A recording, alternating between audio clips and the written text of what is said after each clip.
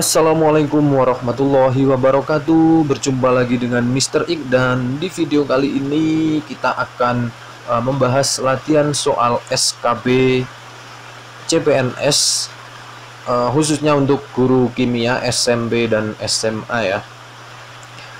Oke, tapi karena sayang sekali Mr. Ik tidak begitu menguasai materi kimia, maka berdasarkan saran dari teman-teman saya, nanti soal yang akan Mr. Ik sampaikan adalah soal-soal yang berkaitan dengan pembelajaran kimia. Jadi proses pembelajarannya seperti apa dan sebagainya, bukan materi-materi yang hitung-hitungan ya, karena di sini memang sangat kalau kimia itu sangat kurang kalau saya ya. Jadi kita coba untuk membahas soal-soal yang berkaitan dengan pembelajarannya.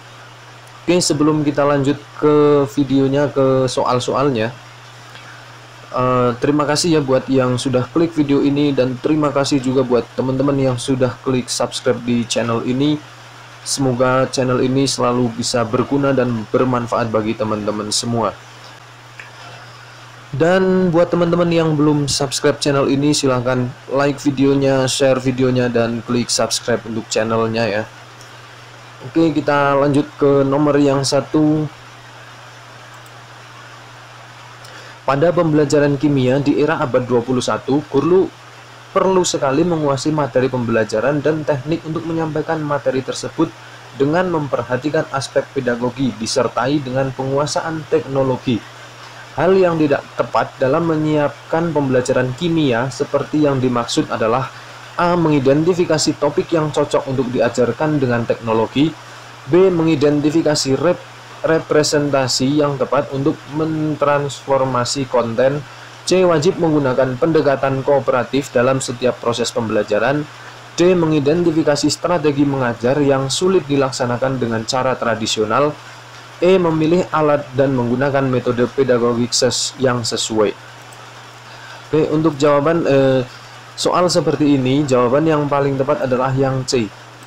Wajib menggunakan pendekatan kooperatif dalam setiap proses pembelajaran. Karena di sini pertanyaannya adalah yang tidak tepat. Jadi tidak semua pembelajaran itu wajib menggunakan pendekatan kooperatif. Oke, lanjut nomor 2. Adanya zat organik dalam air menunjukkan bahwa air tersebut telah tercemar oleh kotoran manusia, hewan, atau sumber lain. Zat organik merupakan bahan makanan bakteri atau mikroorganisme lainnya. Semakin tinggi kandungan zat organik di dalam air, maka semakin jelas bahwa air tersebut telah tercemar. Berikut ini yang merupakan cara yang tepat untuk mengidentifikasi adanya zat organik dalam air adalah: A. Dioksida dengan KMN04 berlebihan dalam keadaan asam dan panas.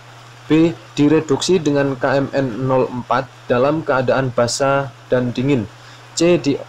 Dioksidasi dengan KMN04 berlebih dalam keadaan basa dan panas. D. Direndam dalam larutan NaOH, selanjutnya dioksidasi oleh KMNO4. E. Direndam dalam larutan NaOH, selanjutnya direduksi oleh KMNO4. Oke, jawaban yang paling tepat untuk soal seperti ini adalah jawaban yang A. Jadi dioksidasi dengan KMNO4 berlebih dalam keadaan asam dan panas.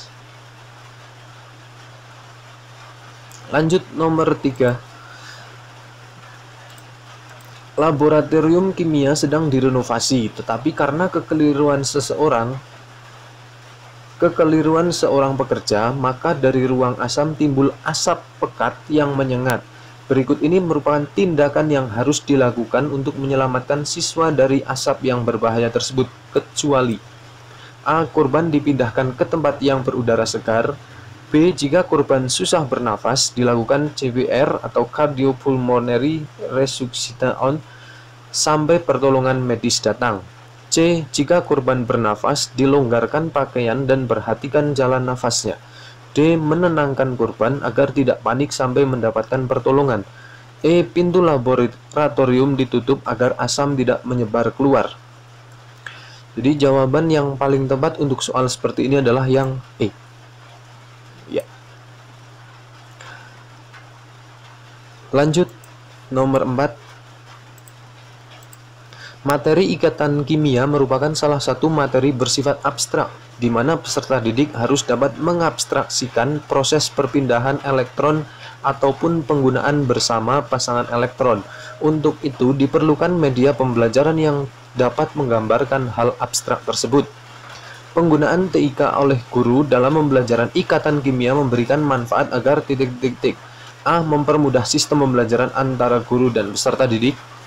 B. Materi dapat disajikan secara paralel dengan kehidupan nyata. C. Memberikan model dan visualisasi untuk menjembatani abstraksi. D. Siswa dapat menelusuri materi lebih lanjut melalui internet. E. Guru lebih mudah dalam memberikan tugas pada peserta didik. Oke, jawaban yang paling tepat untuk soal ini adalah yang C. Ya, yang C, karena memberikan model dan visualisasi untuk menjembatani abstraksi. Karena di sini penggunaan TIK oleh guru ya, penggunaan TIK itu biasanya memang bisa memberikan model dan visualisasi. Lanjut, nomor 5. Suatu KD atau kompetensi dasar ya, berbunyi menjelaskan kesetimbangan dan faktor-faktor yang mempengaruhi kesetimbangan dengan melakukan percobaan. Berdasarkan KD tersebut, Budina bermaksud merancang materi pembelajaran konseptual agar dalam melaksanakan pembelajaran dengan tepat. Berikut ini materi konseptual yang tepat untuk KD tersebut adalah: A. Peristiwa perubahan warna pada buah apel yang dikupas. B. Busuknya buah karena tersimpan di udara terbuka. C. Proses terjadinya ketengikan minyak goreng. D. Penggunaan katalis pada pembuatan mie. E. Pudarnya warna cat karena hujan dan panas. Jadi di sini kata kuncinya adalah kesetimbangan dan faktor-faktor yang mengaruhi kesetimbangan. Jadi jawaban yang paling tepat untuk soal seperti ini adalah yang D. Penggunaan katalis pada pembuatan mie ya. Pasti untuk teman-teman guru kimia kata katalis ini sudah tidak asing lagi ya. Lanjut, nomor 6.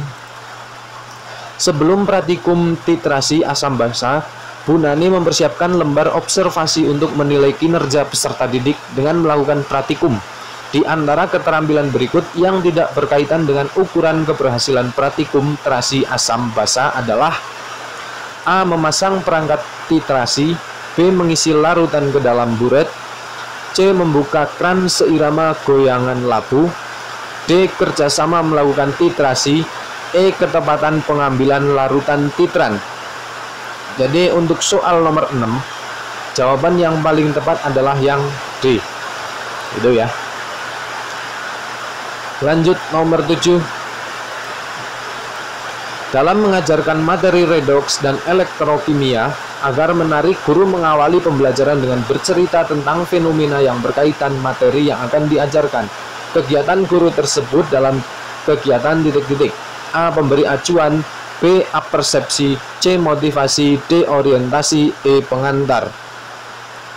Oke, di sini jadi tahapan guru ketika mengawali pembelajaran dengan bercerita tentang fenomena yang berkaitan dengan materi yang akan diajarkan. Hal tersebut termasuk dalam kegiatan apersepsi ya. Jadi kalau pemberi acuan bukan, motivasi juga bukan, karena motivasi itu sebenarnya guru harus memberikan motivasi di dalam setiap tahapan kegiatan belajar, jadi tidak hanya di awal aja. D. Orientasi juga bukan, pengantar juga bukan. Jadi jawaban yang paling tepat adalah yang B, apersepsi. Oke, mungkin itu dulu ya soal dari Mr. Ik.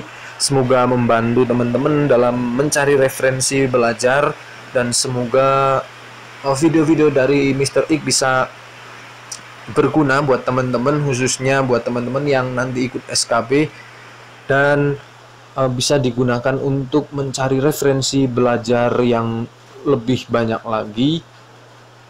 Dan tentunya harapan Mr. X di sini teman-teman bisa lolos SKB, lolos pemberkasan sampai pengajuan NIP sampai mendapatkan NIP. Amin ya rabbal alamin. Oke, mungkin itu aja dari Mr. X. Kurang lebihnya mohon maaf. Saya Assalamualaikum warahmatullahi wabarakatuh.